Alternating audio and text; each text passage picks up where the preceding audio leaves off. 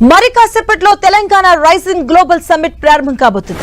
ఇవాళ రేపు global summit ను తెలంగాణ గవర్నర్ జిష్ణుదేవ్ వర్మ ప్రారంభించబోతున్నారు. మధ్యాహ్నం 2:30 సీఎం రేవంత్ రెడ్డి ప్రసంగించబోతున్నారు.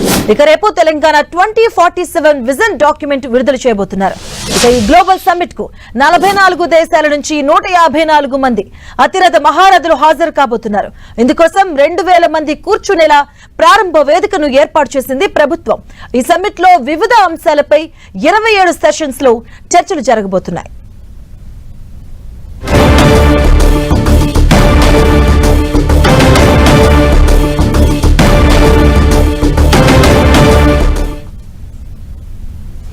ఇక అంతర్జాతీయ సదస్సుకు సర్వం సిద్ధమైంది. కట్టుదిట్టమైనటువంటి ఏర్పాట్లు చేస్తుంది ప్రభుత్వం. దీనికి సంబంధించిన పూర్తి డీటెయిల్స్ మా కరెస్పాండెంట్ తిరుపతి చారి అందిస్తారు. చారి, మాధవి, హైదరాబాద్ భారత్ ఫ్యూచర్ సిటీలో పెద్ద ఎత్తున తెలంగాణ రైజింగ్ గ్లోబల్ సమ్మిట్ 2025 మరి కాసేపట్లో ప్రారంభం కాబోతుంది. 1 గంటకు ఈ కార్యక్రమాలు ప్రారంభమవుతుంది. 1:30 గంటలకు రాష్ట్ర గవర్నర్ జిష్ణుదేవ్ వర్మ ఈ గ్లోబల్ సమ్మిట్ను ప్రారంభిస్తారు. అనంతరం ముఖ్యమంత్రి రేవంత్ రెడ్డి 2:30 గంటలకు ఆయనే తన ప్రసంగాన్ని చేస్తారు. మొత్తానికి ఈ గ్లోబల్ సమ్మిట్కు 44 దేశాలకు సంబంధించి 154 మంది ప్రతినిధులు హాజరవుతున్నారు. ఇందులో రాజకీయ ప్రముఖులు, ఇతర పారిశ్రామికవేత్త ప్రముఖులు, మరొక వైపు ఇతరులు కూడా ఈ సమ్మిట్కు హాజరవుతున్నారు. ఈ సమ్మిట్కు పెద్ద ఎత్తున భద్రత ఏర్పాటు చేశారు. 6000 మంది పోలీసులతో ఇలా భద్రత ఏర్పాటు చేశారు. ఎక్కడ ఎలాంటి అవాంఛనీయ సంఘటనలు జరగకుండా జాగ్రత్తలు చేపట్టారు. మరొక వైపు పోలీసులతో పాటు ఇటు ఈ గ్లోబల్ సమ్మిట్ను విజయవంతం చేయడానికి ప్రభుత్వంలోని అన్ని విభాగాలు ఇక్కడ పనిచేస్తున్నాయి. ఇక్కడ 4 హాల్స్ను ఏర్పాటు చేశారు. మొత్తం 127 అంశాలపై సెషన్స్ జరగబోతున్నాయి. ఈ 4 హాళ్లలో వివిధ అంశాలపైన చర్చలు జరుగుతాయి.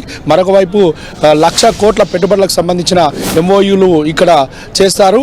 MOUలను కుదుర్చుకోబోతోంది తెలంగాణ ప్రభుత్వం. ఇక ముఖ్యమంత్రి రేవంత్ రెడ్డి దీన్ని అత్యంత ప్రతిష్టాత్మకంగా తీసుకున్నారు. ఇక్కడ 6 ఖండాల నుంచి వస్తున్న నేపథ్యంలో ఇక్కడికి వచ్చే వారికి ప్రత్యేకంగా ఏర్పాట్లు చేశారు. ఎక్కడ ఎలాంటి ఇబ్బందులు కలగకుండా ఏర్పాట్లు చేయడంతో పాటు ఈ 4 హాల్స్లో ప్రత్యేకంగా వేరు సెషన్స్ జరుగుతాయి. ఆయా సెషన్స్లకు వివిధ దేశాల నుంచి వచ్చిన ప్రముఖులకు వాళ్ళ గైడ్ చేయడానికి ప్రత్యేకంగా టీంలను కూడా ఏర్పాటు చేసి వారికి గైడ్ చేస్తున్నారు. మొత్తానికి తెలంగాణ రైజింగ్ గ్లోబల్ సమ్మిట్కు ఏర్పాట్లకు సంబంధించి ప్రభుత్వం ప్రత్యేక శ్రద్ధ తీసుకుంది. దీనికి సంబంధించి ఏర్పాట్లు జరుగుతున్నాయి. అయితే ఎక్కడ కూడా ఇబ్బందులు రాకుండా చూస్తూనే మరొక వైపు ఈ సెషన్ల సందర్భంగా ప్రధానంగా తెలంగాణ గత 2 ఏళ్లలో చేసిన అభివృద్ధి, తెలంగాణ ఎలా అభివృద్ధి జరుగుతుంది, ఇటు అన్ని రంగాల్లో విద్య, వైద్యం, మరొక వైపు ఇతర IT రంగంలో కానీ, ఇతర పారిశ్రామిక రంగంలో కానీ, ఇటు ఫార్మా రంగంలో కానీ, ఇతర అన్ని రంగాల్లో తెలంగాణ ఏ విధంగా అభివృద్ధి చెందుతుంది అనే అంశాలపైన కూడా ప్రత్యేకంగా ప్రదర్శనలు ఏర్పాటు చేసేందుకు స్టాల్స్ కూడా ఏర్పాటు చేశారు. హైదరాబాద్ను అభివృద్ధి చెందే నగరంగా, మరొక వైపు మూసీని ఎలా డెవలప్ చేయబోతున్నామనే అంశాలపై కూడా పవర్ పాయింట్ ప్రజెంటేషన్, ప్రత్యేక స్టాల్స్ను కూడా ఏర్పాటు చేశారు. విదేశాల నుండి వచ్చిన ప్రముఖులు కానీ, దేశంలోని వివిధ నగరాల నుండి వచ్చిన ప్రముఖులు కానీ చూసేందుకు వీలుగా స్టాల్స్ ఏర్పాటు చేశారు. మొత్తానికి ఈ స్టాల్స్ అన్నీ కూడా ఆకట్టుకునే విధంగా ఏర్పాటు చేశారు. ఎక్కడ కూడా ఎవరికి ఎలాంటి ఇబ్బందులు రాకుండా గైడ్ చేస్తూ ముందుకు తీసుకెళ్తున్న పరిస్థితి ఉంది. మరికాసేపట్లోనే ఈ గ్లోబల్ సమ్మిట్ ప్రారంభం కాబోతున్న నేపథ్యంలో ఇప్పటికే వివిధ దేశాల నుంచి ఇక్కడికి అతిథులు వచ్చారు.